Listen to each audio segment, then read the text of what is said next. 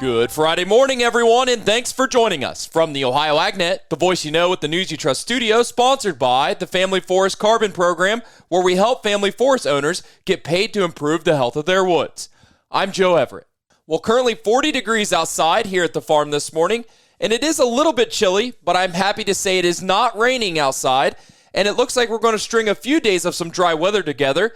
We'll have a full forecast update for you shortly. A quick calendar reminder, celebrate the 38th Annual Armed Forces Day with the Findlay Military Association May 15th through the 18th at the Hancock County Fairgrounds. To learn more, visit FindlayMilitaryShow.org for the full schedule of events, sponsored by Ohio Logistics. Well, the United States and the United Kingdom announced a historic trade deal. The White House says the agreement provides American companies with unprecedented access to the UK markets while bolstering national security.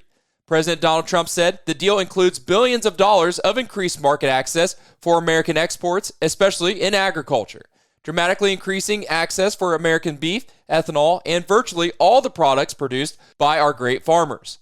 The UK also agrees to reduce or eliminate non-tariff trade barriers that unfairly discriminate against U.S. goods. The deal creates a $5 billion opportunity for new exports for U.S. farmers, ranchers, and producers, including over $700 million in ethanol exports and $250 million in other agricultural products like beef. It also commits the countries to work together to enhance industrial and agricultural market access. Customs procedures to U.S. exports will be streamlined to ensure smooth entry into the UK marketplace. Now let's meet this week's Feeding Farmer winner. Here's Dale Minyo. Joining me is Jason Mader, week number 1 winner of Feeding Farmers in the Field. We are in the southern third of Mercer County, and a big question for most people, Jason, have you got anything planted yet? No, we're still looking at it in the shed. Looks pretty nice in the shed yet. Is that a challenge based on other years, or still kind of middle of the road in regard to the extremes of how late you've planted in the past? We're not too far behind. The last couple of years, we had some June planted stuff, so there's plenty of time yet. Hopefully Mother Nature gives us a break here next week or two and get out there and try to get started again. You've got a lot of cover crops. Are you concerned at all that they'll get too big? We do a lot of cover crop wheat, and we plant in the wheat that's headed out already, and this takes a little bit of patience, a little time, and the corn will come through. Is equipment all ready to go? Yeah, we just worked on the planter a little bit this morning, and other than that, we're ready to go. Now, you also, every day, you got to take care of the cattle. How many cattle are you feeding? We got about 40 or 50 head from bottle to finish, enough to keep us out of trouble and gives us something to do every day. Bottle calves right now, are they hard to come by? We're hooked up with a local dairy, so we just get his. They're getting expensive, yes. It all depends if you want to pay for them or not, if you want to keep going. So, well, and that's part of if you got the barn set up, you got to kind of roll things through. Ideally, how many months does it take to take a Holstein cross bottle calf all the way to send to harvest? The Holstein and Angus cross, you can do them in probably about 13, 14 months, but the Holsteins, you got about 18 months, 17 months. It does take a while, and you've got the barn, actually a repurposed barn. Any idea how old the barn is? Probably 100, 150 years old maybe, but it's an old pin frame barn, and they just keep standing. They take care of them and keep them dry. They'll treat you good. Now, it's interesting to note that your entire operation over the years has been able to be in the family and is now all a part of the Century Farm program. Yes, we have 3 different tracks, and they're all part of over 100 years, and then 2 of them are actually 150 years. So we've been farming the same ground for ancestors has been farming, and hopefully our kids can take care of it. Congratulations on being a Century Farm participant and having all that, and being week number 1 winner in Feeding Farmer in the Field. Thanks, Jason. Yep, thank you. Hey, thanks, Dale, for the update. Well, Ag Secretary Brooke Rollins testified before a Senate Appropriations Subcommittee this week and defended downsizing the USDA and potential cuts to international food programs. She also added in that the Agriculture Department doesn't plan to close any of its 4,500 Farm Service Agency offices that serve America's farmers. It is not in our plans to close any FSA offices, she said. USDA is working to develop online technical assistance that may mean less reliance on in-person services in the future. The president's budget would cut $358 million from the FSA and suggested that some of its locations are underutilized, resulting in waste. Rollins also said her agency is recruiting to rehire staff to critical roles that were vacated, including for the FSA county offices, wildland firefighters in the U.S. Forest Service, and staff at the Animal and Plant Health Inspection Service, which handles animal disease outbreaks like the bird flu. Stay tuned. We'll be back with today's weather after this. Think biodiesel is just another fuel? Think again. Biodiesel is Ohio innovation on the move. Clean, green, and built to keep diesel engines running strong. It's an engine booster, a soybean supporter, and an environmental champion all in one. Every gallon reduces emissions, strengthens Ohio farms, and powers your ride. Drive with purpose. Choose biodiesel. Learn how at soyohio.org. Those long days in a tractor cab can really put a cramp in your body. So while refueling or refilling your equipment, walk around the tractor a few times or do a few head-to-toe stretching exercises. When fatigue does set in, that's when injuries and mistakes happen. Know when it's time to take a break and recharge. Let's make sure everyone gets home safe and sound. This message from the Ohio AgNet, OSU Extension Ag Safety and Health Team, and this station. You're tuning in on the Ohio AgNet. Let's check in to see how today's weather is and as we head into the weekend, which is brought to us by Seed Consultants. Simply better performance online at seedconsultants.com. Here's the forecast. Sunny and dry weather here to finish out the week and go through the weekend. I'm Chief Meteorologist Ryan Martin. Quick look at that forecast here in Ohio. We're putting together a pretty nice weather window. 4 straight days of warm, dry, good evaporation kinds of setups. Yes, we're a little bit chilly here to start things off, but we get much warmer temperatures in for the weekend and early next week. I think the next 4 days are going to be quite nice for a large part of Ohio. Tuesday is interesting. We've got a system moving through the deep south trying to lift northward. I think that throws clouds into Ohio with probably 75-80% coverage. Moisture, I won't rule out some hit and miss scattered showers along and south of I-70, but we're talking a few hundredths to a few tenths, that is all. We may see those clouds linger through Wednesday. Thursday turns out partly sunny, and then as we get into Friday of next week, we have a chance of pop-up heat-based thunderstorms. Heat and humidity making a fairly good surge into our area here.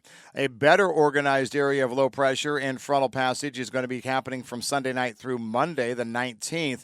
That's where we could see 1/2 to 1.5 inch rainfall totals. Behind that, though, I do think that we switch right back to drier weather, or at least make an attempt at it from the 20th, late the 20th on forward through the rest of that week.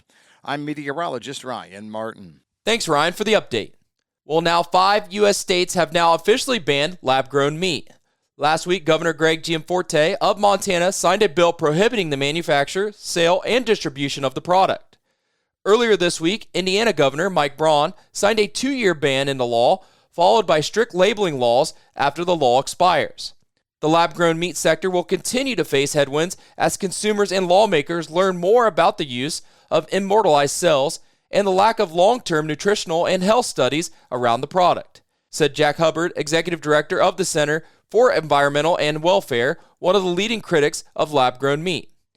We are now seeing bipartisan consumer movement against the experimental product that we believe will ultimately intensify as more people learn about how lab-grown meat is manufactured. Florida, Alabama, and Mississippi have also enacted their own bans on lab-grown meat, and Nebraska is currently considering similar legislation. Now let's check in for an update on the USDA WASDE report. Here's Allison Kinney. USDA kicks off growing season with unveiling of new crop estimates. On Monday, May 12th, USDA will release its May edition of the World Agriculture Supply and Demand Estimates report, taking another crack at old crop demand estimates while simultaneously flipping the script to the 2025-2026 with new crop forecasts.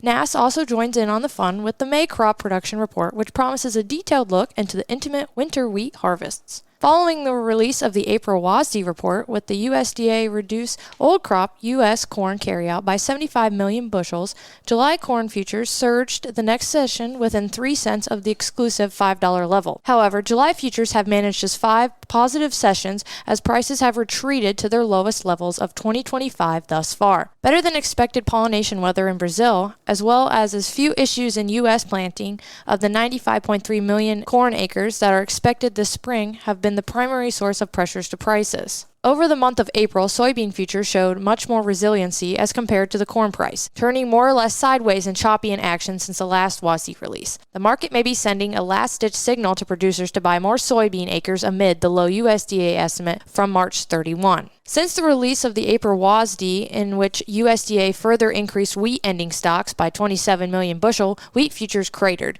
July Kansas City futures dropped to a new contract low of $5 $2.25, clearing the previous contract low by more than 25 cents per bushel. The May WASDE will turn the page to the new crop 25-26 with historically low acreage estimated by USDA in March. But good rainfall through April has thus far improved winter wheat conditions in the U.S., adding further pressure on prices. Hey, thanks, Allison, for the update. Stay tuned. We'll be back with your grain market analysis and your overnight markets after this. Whether you're in the fields or on the farm, creating a safer work environment has never been easier. BWC's safety consulting services are included with your policy premiums and offer training and education for everyone in your farming operation. It's always the right time to make safety a priority. Visit bwc.ohio.gov or call 1-800-644-6292. The Ohio Bureau of Workers' Compensation, here to help you work safely. Get ready to start bidding on a massive variety of heavy equipment and vehicles in the Ritchie Brothers Great Lakes Regional Event happening May 14th and 15th. More than 3,700 items will cross the auction block during a one-of-a-kind sale, including everything from truck tractors, van trucks, and trailers to excavators, scrapers, and equipment for construction and landscaping. Registration for this unique unreserved auction is entirely free and open to the public. Visit rbauction.com to learn more. Again, that's rbauction.com. It's now time for today's market analysis, which is brought to you by the Louis Dreyfus Company, excited to be building the newest state-of-the-art soybean crush facility in Upper Sandusky, Ohio. Call 574-566-2113 for information on soybean marketing to LDC. Here's Ryan Martin. Grain markets finished mixed on Thursday. We try and finish the week and see if there's anything believable in these markets at this point. The markets yesterday seemed to hang on every word, every headline regarding U.S. trade. There was a sag in corn and wheat. It's related to favorable central United States weather and a relatively fast planting pace. In the eastern corn belt, it'll take a little bit longer for parts of Ohio to dry out, but we did see some planters get back in the field to our west in Indiana and Illinois, where they didn't get as much rain out of this last round of precipitation. Soybeans were higher yesterday on optimism related to the U.S.-China Geneva trade talks that are going to be happening this weekend. President Trump also had some private comments or positive comments for the trade talks during the signing of the U.S.-UK trade deal. Brokers estimate that speculators were sellers of 5,400 contracts of corn yesterday, 2,900 contracts of wheat, bought 2,200 contracts of soybeans. Stats Canada indicated their March 31st stocks numbers were at 15.4 million metric tons on canola, or rather wheat, down 200,000 metric tons from last year. Canola stocks, 5.8 million metric tons, down 3.6 from last year. Oat stocks down 175,000 metric tons at 1.3. The report was slightly negative versus what was expected, but the Canadian canola crush rate is staying elevated, and talk of running out of old crop supply has been noted time after time. Canola prices are going to have to prevent the depletion of old crop Canadian canola supplies. Weekly export sales report out yesterday. Kind of a dud, honestly. 2.6 million bushels of old and 18.1 million bushels of new crop wheat. 65 million bushels of corn, 13.8 million bushels of beans. For the crop years to date on wheat, we're up about 14% versus last year. Corn up 27%, beans up 13%. The exports numbers on corn and soybeans probably still have to go up in an upcoming WASDE report. I'm Ryan Martin. Hey, thanks, Ryan. Now let's take a look at your overnight trade brought to us by Seed Consultants. Simply better performance online at seedconsultants.com. July corn, $4.48 1/4, up 3/4. December new crop corn, $4.39 3/4, up a penny. July soybeans, $10.42, down 3 cents. November soybeans, $10.22 1/4, down 2 3/4. July wheat, $5.30, up 3/4. September wheat, $5.44 1/4, up 1/4. In livestock from yesterday's close, June live cattle $214.25, up $1.72. August live cattle $210, up $1.62.